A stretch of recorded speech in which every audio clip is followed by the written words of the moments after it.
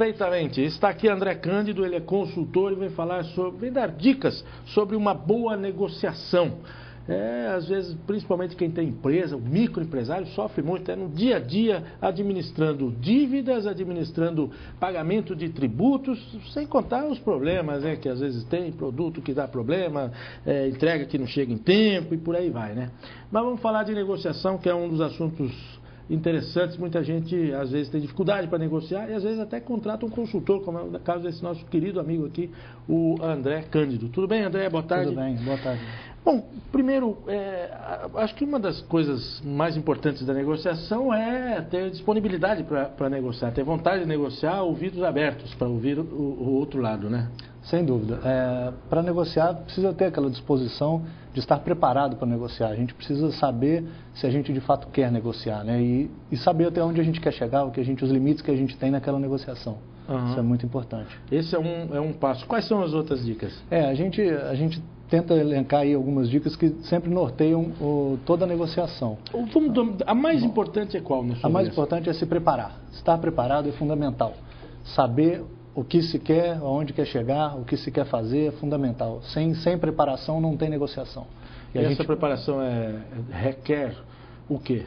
Essa preparação requer você saber desde o valor, quando a gente fala em valores, desde o valor que você quer atingir, seja numa venda de uma empresa, seja numa negociação de uma dívida, aquele valor que você quer receber ou pagar, a questão do prazo, em quanto tempo eu posso pagar, em quanto tempo eu posso vender o meu negócio. Essas são as duas principais bases aí para a gente poder estar preparado, né? Bom, estando preparado, depois vem o quê? Estando preparado, a gente vai, como a gente chama na negociação, a gente vai quebrar o gelo. Se a gente senta numa mesa de negociação, a gente vai falar de assuntos diversos, não vamos entrar diretamente no assunto para que não fique uma negociação muito maciça, né? Vamos bater um papo, quebrar o gelo mesmo. Logo depois a gente pode entrar, que a gente chama na teoria do salame, né? Vamos fatiar a negociação, vamos deixar a negociação sempre em partes menores, para que os acordos possam ir saindo ao longo do tempo, né? Então, se a gente conseguir fazer de uma grande negociação pequenas negociações, a gente vai tendo êxito em alguma delas e aí vai ficando mais fácil chegar no objetivo esperado. Quer dizer, como por exemplo, você tem uma dívida, o montante dela, vamos supor que seja R$100 mil, ou que seja 10, que seja 1.000, conforme o tamanho também você reduz o quanto for possível para depois negociar um parcelamento? Isso, a gente pode usar, uma estratégia pode ser essa, ou a gente pode usar compor a dívida se o prazo for mais importante do que o montante. Porque aí o esperneio acaba vindo de um jeito ou de outro, né? Porque do outro lado vai dizer, você já me pediu uma redução de dívida, agora ainda quer parcelar? Exatamente, mas essa a gente precisa justamente separar uma coisa da outra. Então, na verdade, aí seriam duas negociações. Uma eu vou negociar o valor, depois eu vou negociar o prazo. Nesse caso, nesse seu exemplo, são duas negociações. Eu fatiei ela. Isso é quase que uma carta na manga, né? É uma carta na manga. E o próximo passo seria o quê? O próximo passo seria a gente conseguir trazer para envolver o interlocutor e fazer o que a gente chama de perguntas abertas, ou seja, deixa eu entender o que vem do meu interlocutor.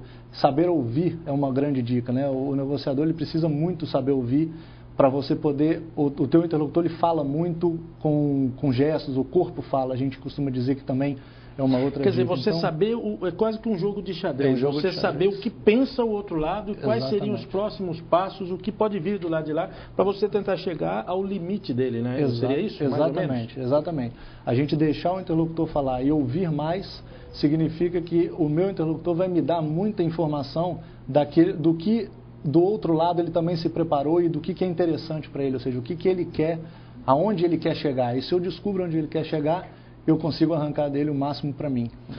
Agora, muita gente diz o seguinte, que numa dívida nenhum dos dois lados pode sair perdendo demais nem ganhando demais. Você concorda com isso? O mercado tem esse jargão aí de ganha-ganha, né? Então, vamos tentar os dois lados sair ganhando. Sair ganhando não necessariamente significa valor.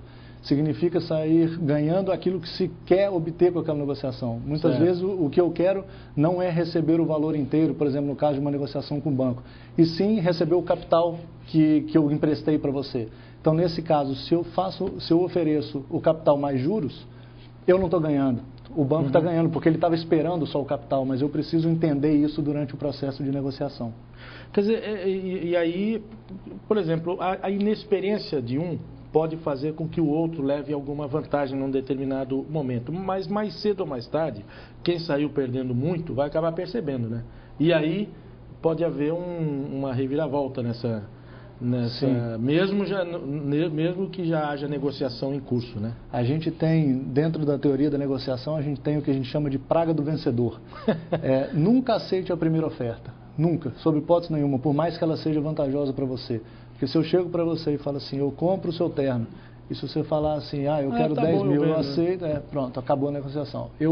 Naquele momento eu vou falar, eu podia ter feito um negócio melhor, e desfaço a negociação.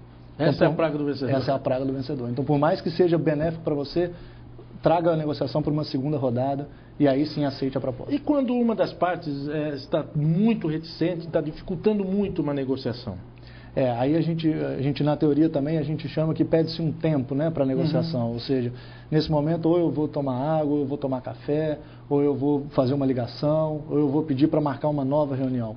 É uma maneira de eu poder esfriar os ânimos, porque a coisa não está andando, o negócio não está evoluindo. Certo. Então a gente fala assim, não, vamos dar uma pausa aqui, daqui a meia hora a gente reúne outra vez, ou a gente marca uma outra data. Aí não tem, o jeito aí a gente suspirar, ganhar um pouquinho de fôlego para poder... E existem situações em que uma negociação não é recomendável? E se existem, que casos são esses? Uma negociação não é recomendável quando você não tem interesse em negociar. Ou seja, quando não há, quando você entra numa mesa só para tentar buscar informações, mas na verdade você não tem interesse em evoluir com aquilo, nesse momento a negociação melhor abortar do que avançar errado. Né? Exatamente. Uma negociação mal feita vai resultar num pagamento cancelado lá na frente. E quando a pessoa não tem condições de dar continuidade àquilo que já foi negociado, mesmo tendo pago algumas parcelas? Eu vou te pedir um tempo para responder isso, daqui a pouco, depois do intervalo. Pode ser? Pode ser, ficar com a gente um pouquinho mais, o André Cândido, consultor. Volto já.